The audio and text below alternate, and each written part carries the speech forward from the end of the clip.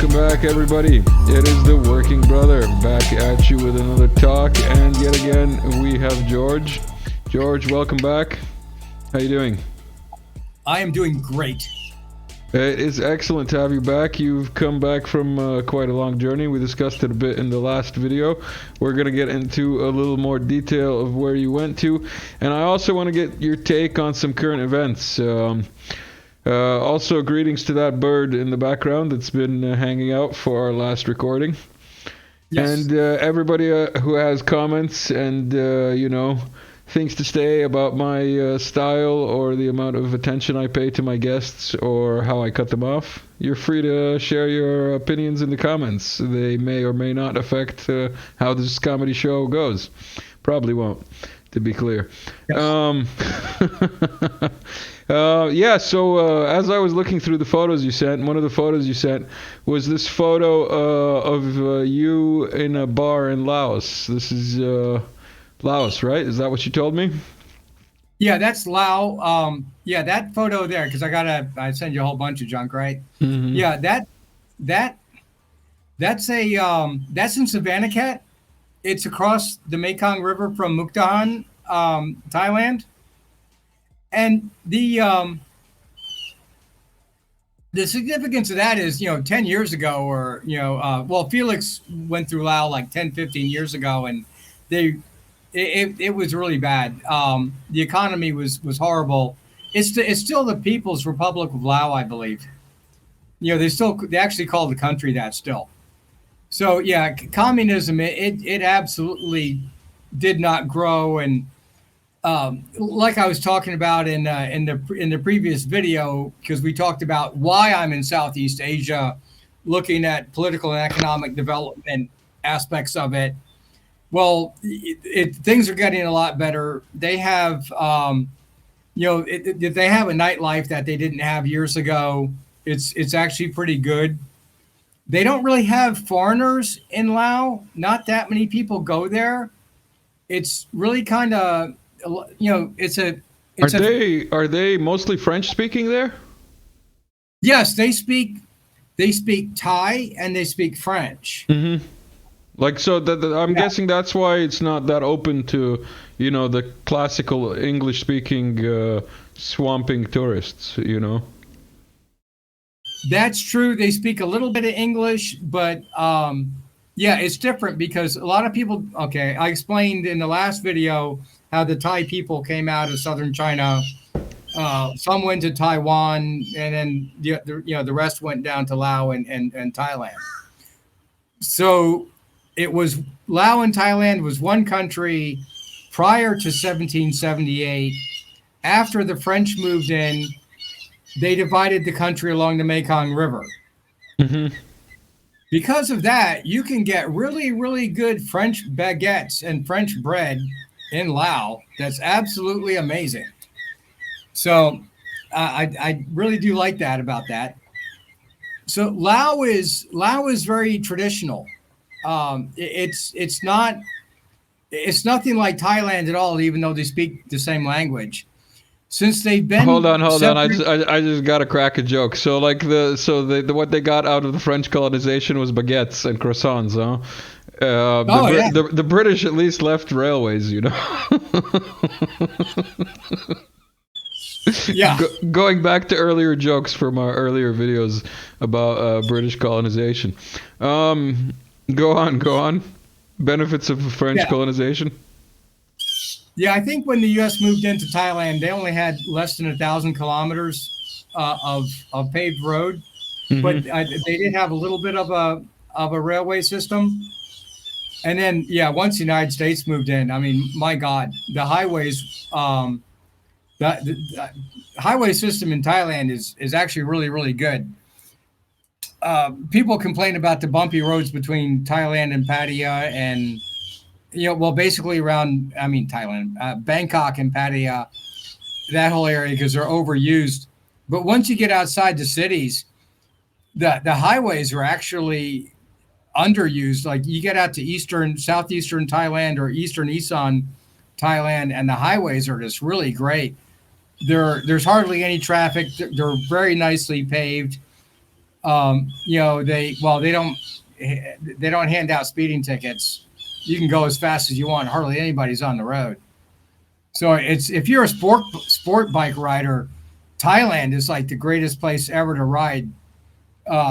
It's absolutely fantastic. You can rent motorcycles in Pattaya and then take them wherever you want. We don't condone high-speed suicidal motorcycle driving on this channel. No. I was talking. I wasn't talking about that. I would never do that. Of course, you know that. Yeah. So before you go on with your trip, we'll get back to your trip. But the reason that I even brought up this little photo is because the colors reminded me of this video, which is a party in Kiev. Surfaced today, and you can see a bunch of local women and a bunch of not local men, because all the local men are getting mauled or being conscripted. And I don't know if this is even YouTube safe. I don't know if I can allow this full video to be on YouTube, but lots of partying in Kiev. Just wanted to show people some of that and get your take on partying in war zones and partying after the war zone. Yeah. Okay. Yeah, it's good. The random questions are actually fun because I was actually talking to some Brits who had just come back from Bahmut. They spent 8 months in the Donbass. Oh yeah. Wait. Keep going. I go there to talk to all kinds of people. There's a lot of Brits that are in Thailand because of the old. Well, it wasn't a British colony, but the Brits have been in Thailand for a long time. And then during World War II, since they were in Burma, which became Myanmar, Brits have strong ties with northern Burma and northern Thailand because they used to supply the Fighting Tigers and Chiang Kai-shek over the Himalayan mountains. Conspiracy theories. So you have a lot of former British military guys, a lot of SAS guys, a lot of SBS guys up in the Chiang Mai area, and you have a lot of U.S. military retired, and really all kinds of European retired military down in Pattaya area, Sriracha area, Bangsan Beach, the Chonburi area, all of that side in eastern Thailand along the beach, because it goes back to the old French Indochina wars and the Vietnam War era. So that's why when I go there, I have I talk to all kinds of people that have all kinds of interesting stories to tell. So in this case, it's people that just came back from Bahmut. And what the stories they were saying was... People. They're not mercenaries. They're not like, Well, I don't use provocative language. So by Orwellian terms, they're people. By actual classification, they would have been paid volunteers? Medics? Well, I'm glad you brought that up. No, you brought it up. I said nothing. I said partying in Kiev, and then you were like, I met people from Bahmut.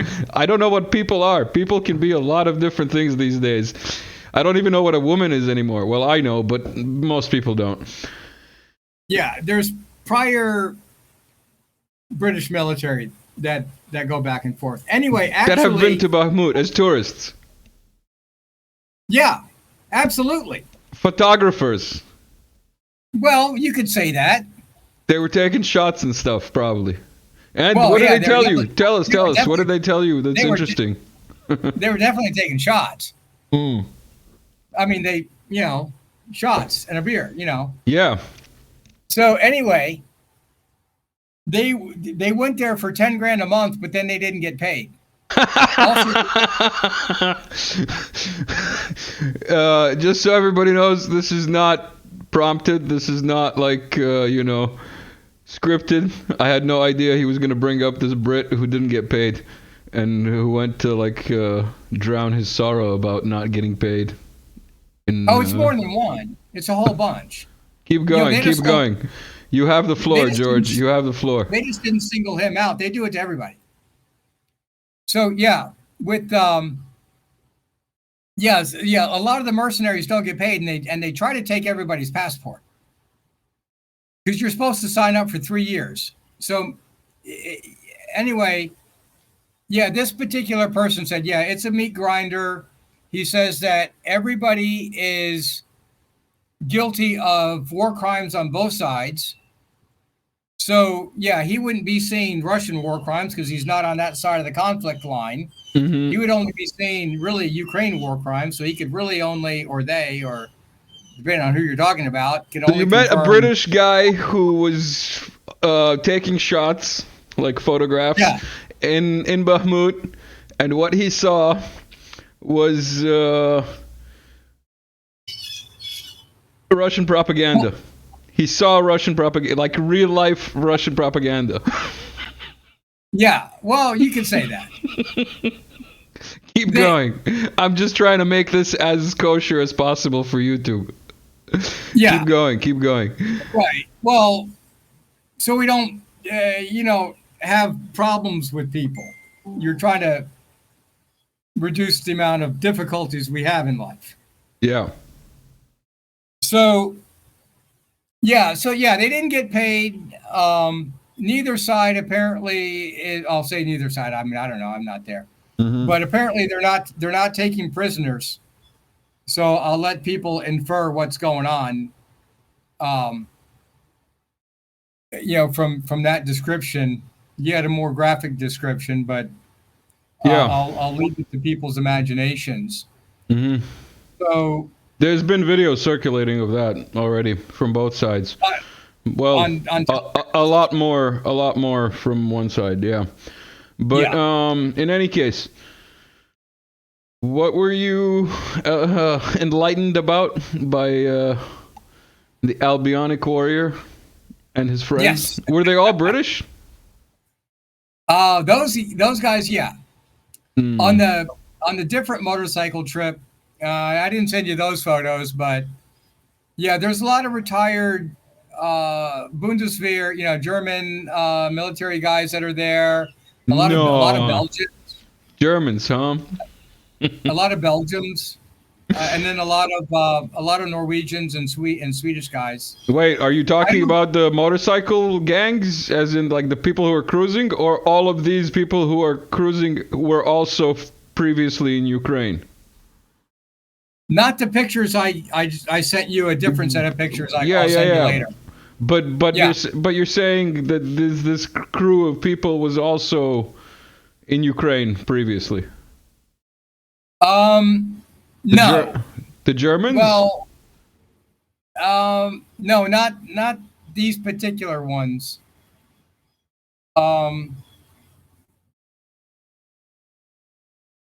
No, I'm going to say no on that. All right. In any case.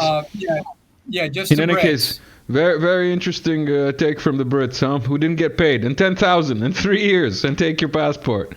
Sounds like fun. Sounds like fun. But the whole meat grinder thing that people talk about, and the 4 hours of livelihood that they have, is just about right. Now, the particular people I'm talking to have special training skills, and because they're subject matter experts in certain training procedures, well, EOD and close quarters battle and stuff like that. Yeah. They're not fed into the meat grinder. They're held back so they can train the people going to the meat grinder. No comment. But I think in American speak it's called I plead the fifth. Yeah, I'm not saying what happens. I'm just saying that they train these guys and they don't see them again. Yeah. I don't know, just people, whatever you think happened. Did you get So, any yeah, kind of take or insight on how long they spend training these people? Like, is it 3 days like we hear, or 5 days, or is it like a 2 week course, or? yeah, I'm gonna just throw out a number and say more like 2 weeks. Mm-hmm. Mm-hmm. Yeah, they're not. Boy, it takes so long to train people how to shoot, move, and communicate with others Mm-hmm. that a few weeks doesn't really cut it. And then that still doesn't teach. Well, people don't need to use land navigation because they're not going that far, right? Yeah. Unfortunately, you can't get out. Um, yeah, it's really inadequate training, and the blind leading the blind. Anyway, yeah, getting back to the Kiev scene. Wait. Before we get to the Kiev scene, oh, go on. Actually, tell me your take on the Kiev scene.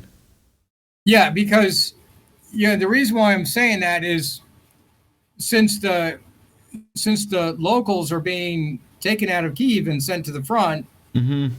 uh, I'm really curious as to who those foreigners are.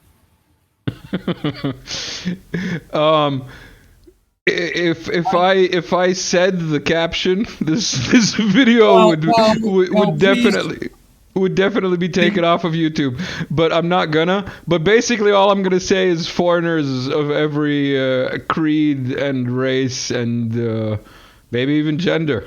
You don't know these days, but all kinds of foreigners apparently.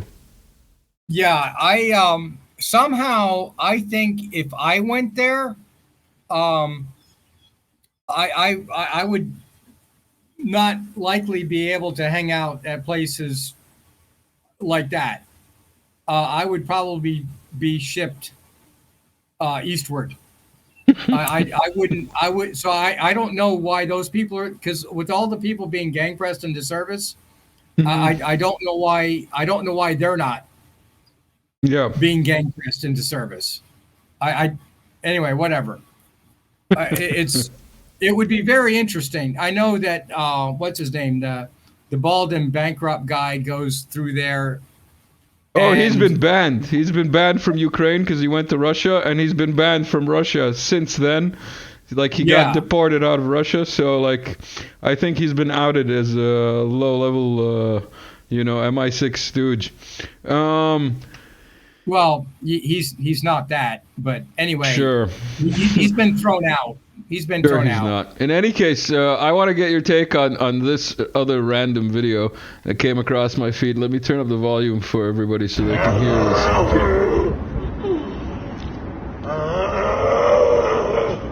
This is actual audio and video from Chicago, or Chicago. I'm always corrected. How do you pronounce it? Oh, Chicago. Chicago, yeah. That's what I thought. Yeah. Um, yeah, that's Chicago. This is a zombie at McDonald's somewhere. Who's out on some kind of drugs, one would assume.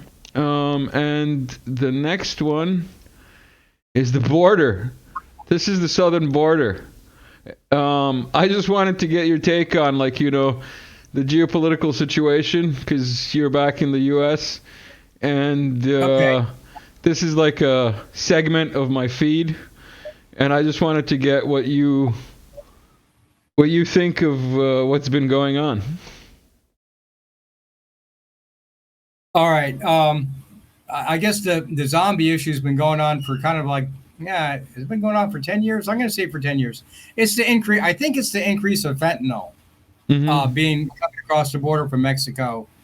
Yeah, the precursors of the chemicals come from China, and then they come across the border. Time out. Is fentanyl meth? No, that's it's the synthetic heroin that's like 10 times more powerful and kills people. Oh, I don't know From the what that United is. States. Yeah, I don't know enough about it myself, but it's a really big deal here in the United States. Hmm. Um, it's not like I'm going to try it to tell the audience. I would just rather not know. The men who stare at goats type of thing. Yeah. Yeah, but there's been some crazy cases down in Miami here too. So I don't know that much about it, but they're saying it kills 100,000 Americans a year for the past several years. Mm-hmm. It's a lot of people. And well, anyway, so I talked before about the border crisis. I've actually been watching Michael Yon's posts, and I've been trading messages with Michael Yon too. Um, I still keep up with him, but yeah, they're flooding across the Darien Gap. The issue that people don't get into. Okay, yeah, the migrants are crossing the border in droves, but what's causing it? And what's causing it as soon as, once Western agricultural practices started being shipped from Europe to the New World, Mm-hmm. right around 1900, when the population started to be more recorded or underestimated better or estimated better, the population started doubling every 25 years in Mexico, Belize, Guatemala, all the way down to Panama and into northern South America. Venezuela, Guyana, Suriname, all those places. So with the doubling of population, they say that, what did Mexico have? About 13 million in 1900, and it's been doubling every 25 years. I guess the past 50 years it's kind of slowed down a little bit to a 30-year projection rate. But yeah, so it went from 13 million people in 1900. By the end of the decade, they're up to about, it depends how you look at the numbers. I had professors that said there was about 160 million people in Mexico in 1990-ish, but about 30 million of those moved across the border already. So, or they always used to go back and forth, very freely. So at issue now is, then you look at other figures, they say that there's only about 130 million people in Mexico. The numbers really vary. They really have no idea. Mm-hmm. But there should be about 200 million people in Mexico had they all stayed in Mexico. So their populations are actually doubling not only in Mexico, they're doubling in the United States also. Yeah. So when you're looking at that kind of geometric growing into a logarithmic rate of expansion, this is not just a few million people moving across the border over the last 5 years. This is going to be a trickle that's going to go into just a total flood. So we're going to get basically, if they're doubling every 20 years, every 25 years, and the United States gets 1/3 of the increase, you're talking about, 200 million. Well, they say there's between Brazil and here 660 million. So you're looking at just a tremendous increase. Now, what Michael Yon talks about is the number of people from Asia and Africa also coming across the border, and the Middle East. Wait, coming across the U.S. southern border? Yeah. Mm-hmm. Yeah, they can fly into. He talks about the different migration routes, but he goes. He posts stuff on people landing in different places in South America, well, namely Brazil or Colombia, whatever country that they're allowed in. Then they immediately hop on buses, and then they they cross the Darien Gap. They'll take boats across from Colombia from one area of Colombia to another, and then walk over land over the jungle through the mountains, and then get to Highway 1 in southern Panama, and then go into the different camps that are run by the different international agencies, and they're funded by NGOs. So you got international funding in it. We'll just leave it there. Uh, People already kind of know the big financiers that might be behind this. Mm-hmm. We don't need to mention names here. I think people already know. So, and then they're put on buses and allowed to go through Mexico. Now, you're allowed to transit if you're going to claim asylum. You're supposed to get to the next safest country and then claim asylum, but they're transiting through several countries to claim asylum. Yeah, Panama, Costa Rica, El Salvador, Nicaragua, Honduras, Belize, Guatemala, and then into Mexico. Okay, I named the countries out of order. you mean like the Afghanis that are going to Germany, and that you find on the borders of every other European country, basically. Yeah. That whole refugee has to seek refugee status in the next country is a long history, man. Like that hasn't applied in a long time anywhere in the world, unfortunately. Yeah, they're going through like literally almost a dozen countries to get there. But yeah, and their neighboring countries aren't taking them in. Yeah. So, because somebody was talking about the different Afghans were like, the whole self-pity argument about, well, these people are, or everyone else is allowed into Europe. Oh, I know what it was. On LinkedIn, some of the other platforms are complaining that, well, the Ukrainians are allowed into Poland and they're allowed into Moldova and Romania. Why aren't Afghans? Well, Ukrainians always had 90-day visa access to the neighboring countries. Yeah. Because they're in the region. So they didn't have to get a separate visa. It was already legal for them to have 90 days to travel visa-free anyway to the neighboring countries. So no, the Afghans and the Syrians and the other people are not, they're not singled out. The law is you can go to one country over, but so why don't the Tajik Afghans go to Tajikistan? Why don't the Uzbek Afghans go to Uzbek? Because those countries don't want them. They won't let them in. The reason that I brought up the whole overflowing border thing is other than the politics, because like the politics, obviously everybody knows that they're going to vote Democrat, blah blah blah. Illegal, like that's all conspiracy theories and Russian propaganda. It's been proven by like Biden's laptop, among other things. In any case, how do you think it's going to affect the economic status of the U.S. considering the petrodollar and all the recent troubles that the U.S. Banks have been having? Oh, when you talk about Africa and Latin America, and Southern Asia, their population's doubling every 25 or 30 years. We're in a logarithmic global population growth.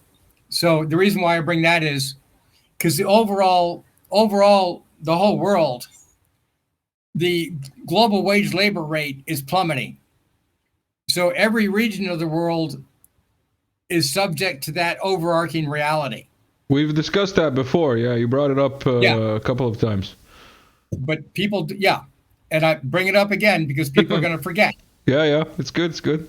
I'm with you. So, as the United States has shipped its jobs overseas and people flood in, the global, the population growth in the United States will continue to plummet. When that occurs, the middle class will erode because the middle class wages are eroding. They've been eroding for basically all of my whole entire lifetime. So, that's the direction that it's going to go in. And the reason why I bring that up, if you can correlate economic growth with population growth cycles, this is prediction analysis. It's not conjecture. It's pure math. Mm-hmm. So, So how do you think that's going to weigh in on, the U.S. banks falling apart?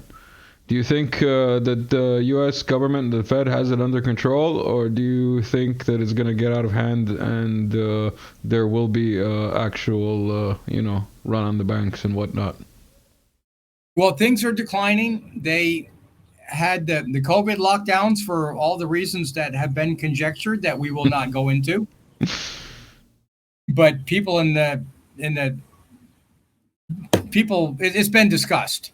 Yeah, nothing to say there. So the point here is, since they started the work at home, mail-in voting, stay-at-home policies in the United States, you now have people not going into the offices in Manhattan and New York City anymore. They're not going into the offices as much in DC or Philadelphia or Chicago or San Francisco or Los Angeles. So now the decline of commercial real estate has plummeted. Mm-hmm. As leases are ending, they're not being renewed. Plus, okay, I'm in South Florida. South Florida didn't lock down. Texas didn't really lock down, or if they did, it was very short. So a lot of people, a lot of businesses, large, medium, small, have been moving to Texas and Florida and other places in the South United States or even Tennessee. So that's even a bigger loss of commercial real estate licenses in the blue states up north that are run by the Democratic governors and legislatures and all that. Mm-hmm. So the banks that were making a lot of money in commercial real estate projects now are not getting repaid by the borrowers. So if they're not getting repaid, they're going under. So there's probably, there's other videos on it that people speculate, that people that specialize on that topic discuss. So it looks like there's going to be a whole bunch of banks going under. So they're going to either have to be bailed out by the federal government, which a lot are, which means they just print more money or print more digital money, or eventually, you have a bail-in where the depositors don't get their money back. So it's going to be interesting to see how this occurs going forward, because if people start to fear that the money that they have in the bank is not safe, if the bank goes out of business, they'll lose whatever they have in their accounts, then there'll be a run on the banks. So the government has to prevent that, because that would hurt Biden's chances of getting reelected. That being said, if we're having inflation in the United States, and if that increases, the Fed is going to have to increase interest rates. If they increase interest rates, then that puts more pressure on federal borrowing. It also, with people with adjustable variable rate mortgages, ARMs, they're going to, if they increase the prime rate of the interest rates, every point that they go up, more people are going to be unwilling to repay their mortgages. So then the banks will have to foreclose on that. That will be more problems on the banking system. So the Fed, and then, the same thing for car loans, they'll be repossessing more cars. But if more people are being thrown out of work and thrown out of their houses, then the used car market declines. Then the banks won't be able to sell the cars and make their money back. They'll be selling their cars at a loss. They'll be losing more money. So you get into a downward spiral that people are afraid of. And there's a whole bunch of people on, Stansberry and Kitsko and other shows that talk about that specifically that I watch. So the United States Federal Reserve is in a jam. If they raise interest rates, they get a vicious cycle of problems. But if they don't, they get inflation, which leads to another vicious cycle of problems. Then you get into the politics of it. The hardcore left, Democratic Socialist Party, people like that of AOC and that whole group, they chart the progress of moving democratic system towards socialism by the expansion of government services. So if they decrease government spending and shrink the government, to their form of measuring progress, that's why they call themselves progressive, they would be walking themselves backwards. So they want to increase the budget and increase the government over time, not decrease it. So the United States is in a particular jam. If you're not going to decrease the budget, then the people that own U.S. Treasury bonds aren't going to get paid back, which is, they got to be realizing that by now they're not going to get paid back. At some point, there's going to be big bondholders, especially, Russia and China are selling off slowly. Saudi Arabia is another big bondholder because that's what the petrodollar is based on. The Saudis buying U.S. Treasury notes. When they give up on that and start selling U.S. Treasuries, at some point, there's going to be a big, huge glut of Treasury notes on the international markets. If you're trying to sell out of your bonds on the U.S. domestic market and buy actual cash dollars. This is not financial advice. We're not giving financial advice here. But if big countries, if sovereign nations start to do that, then they can only spend their dollars in the United States. Then something is going to inflate. They're going to buy real estate. They're going to buy operating companies. They're going to buy something. Whatever that is going to be another inflationary pressure on the United States. So there's going to be the United States right now has no good choices right now.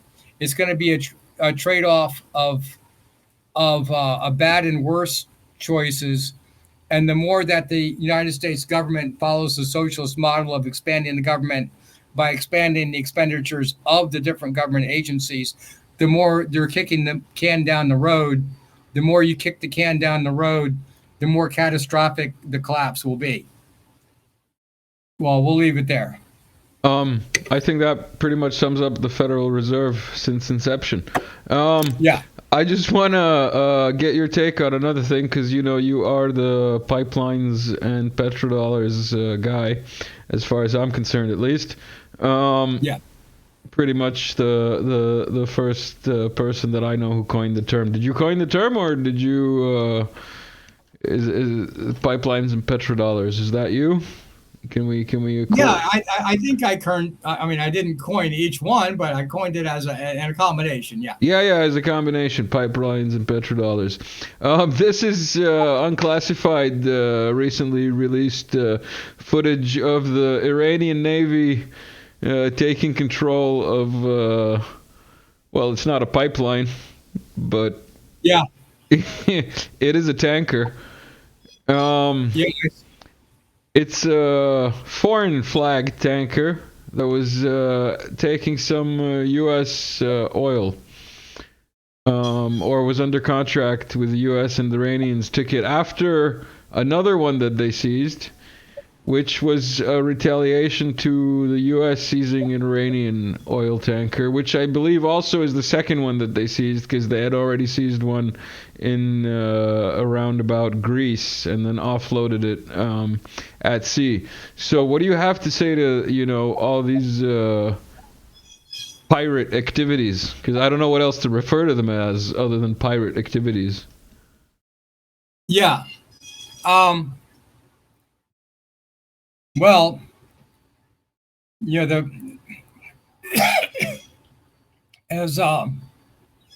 as Jimmy Dore says, people shouldn't be surprised that there's Persians in the Persian Gulf. Persian Gulf, huh? Yeah. Yeah. So, yeah, all right. You got big, huge oil and natural gas fields there. You can't, a lot of these fields are oil platforms in the actual sea. Mm-hmm. So, yeah, the Iranians have not been very happy that the U.S. naval presence, especially after 1979.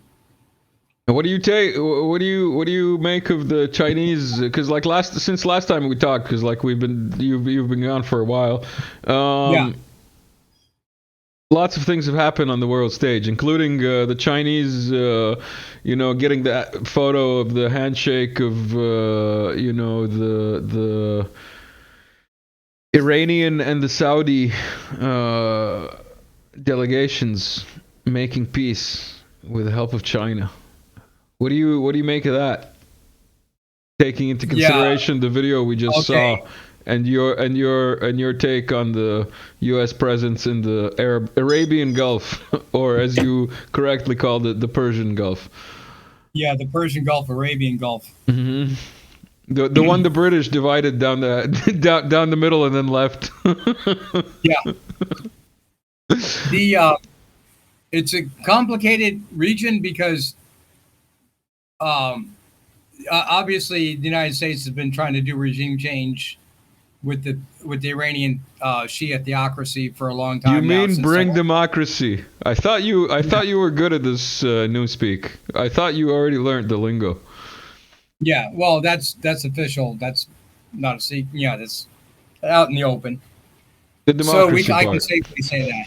But what people in the West do not realize is that Saudi Arabia is a Wahhabi country that I discussed it in some of the other videos. That when Muhammad died, he was replaced by a caliph who was elected among the imams. So in Islamic tradition, the only thing that is family dynasties are not Islamic, and Western styles forms of government are un-Islamic. So for that reason, the House of Saud is actually un-Islamic. So the Wahhabis want a caliph. They want to follow the Sunnah and the Hadiths. You know, they want to follow the tradition that Muhammad and his followers left behind. So they see the House of Saud as illegitimate. So the House of Saud has been sitting on a powder keg.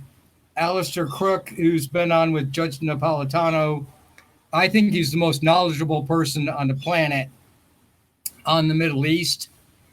He calls Saudi Arabia, he calls it the Saudi Arabian time bomb of the population being Wahhabi and seeing the House of Saud as being illegitimate. I talked about it before. It's an open secret. Caspian Reports talked about it, 4 or 5 years ago on their videos, that the Saudi Arabian, that the House of Saud basically will not issue its own army live ammunition, because the first thing that they would do with live ammunition is overthrow the House of Saud. So with that being said, the House of Saud has to stay in power. So it's looking to do that by actually decreasing tensions with the Iranian government, because if they lose U.S. protection, they lose and the petrodollar declines, then they're going to be looking for arms sales. They're going to be looking for different alliances, which they already are. They're aligning themselves with the Chinese now. They did a big oil for arms sale, and they're starting to trade in RMB. The Indians likewise are trading Russian oil. They're refining it, and they're trading in UAE dirham. And they're selling it to Europe at like inflated prices. Yes. So there's a lot of trading in non-dollars now. Dirham, RMB, and rubles are the most notable ones. The sanctions are working. Yeah, sure. Of course they are. So the House of Saud is trying to navigate U.S. sanctions. Okay, the sanctions are against everybody else, but they have to survive in that overarching climate. So that's what's shifting alliances. Yeah, let's leave it there, because what's going on in the North Caucasus between the Kurdistan areas and the Armenian areas and the Azeri areas, and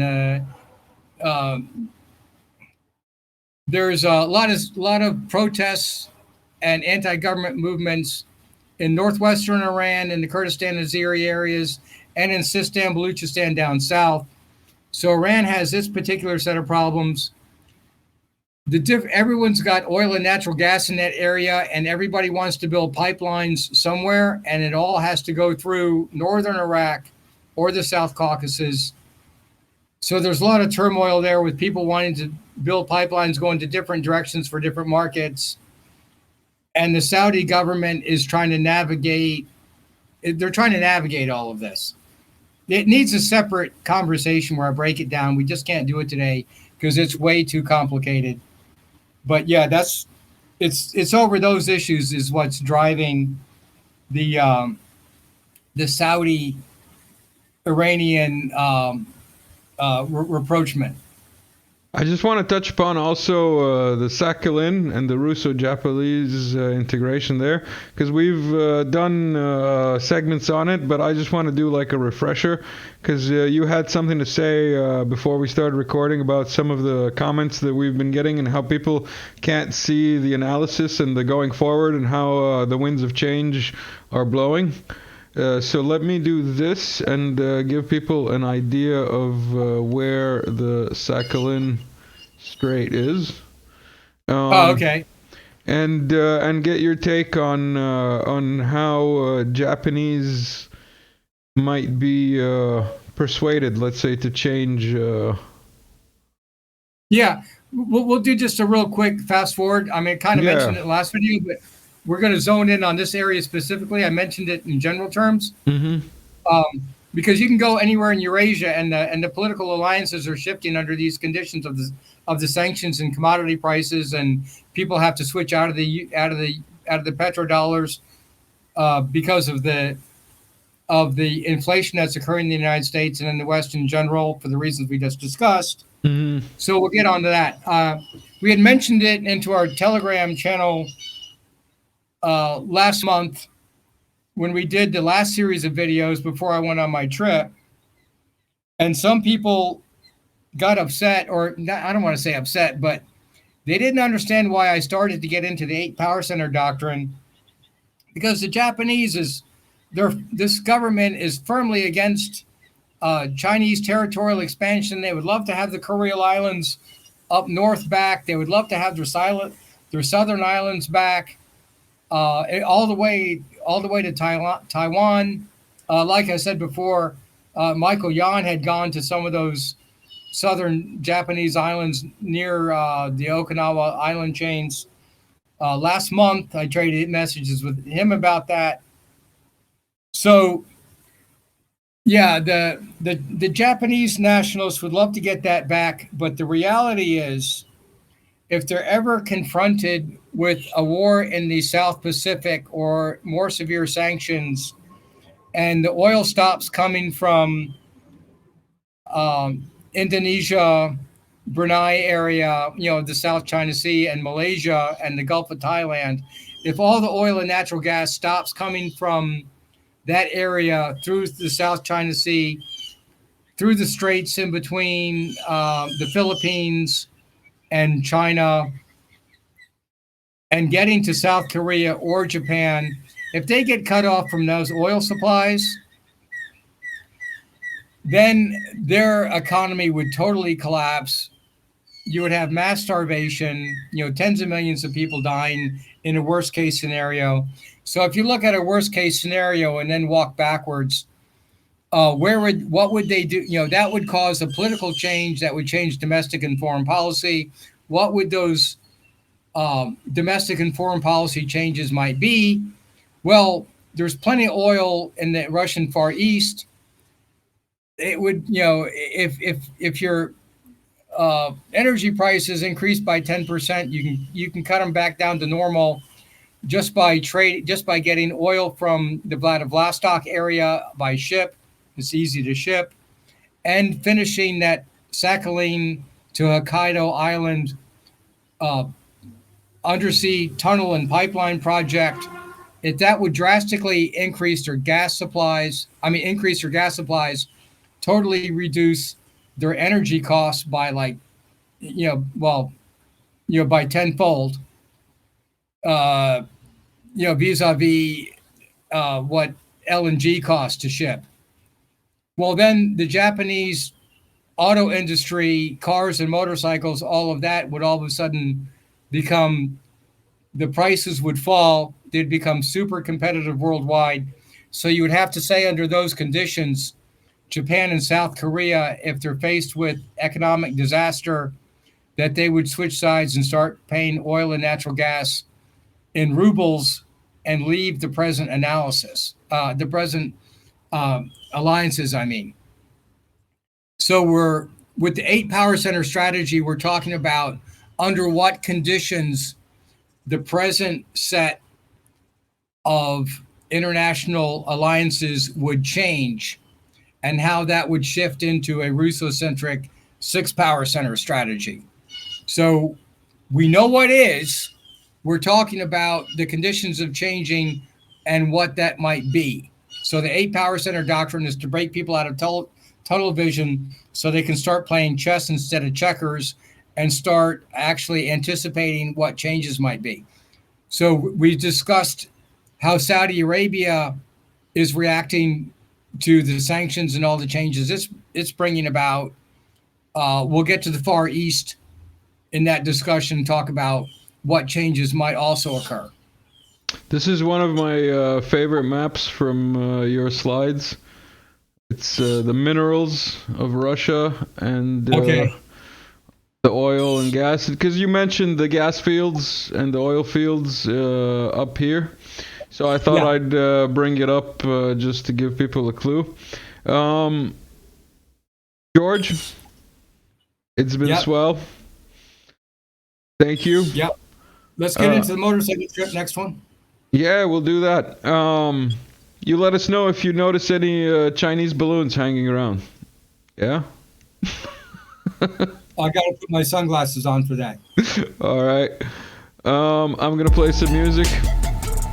Everyone who stuck around, thank you. Like, share, subscribe, all that good stuff. See you later.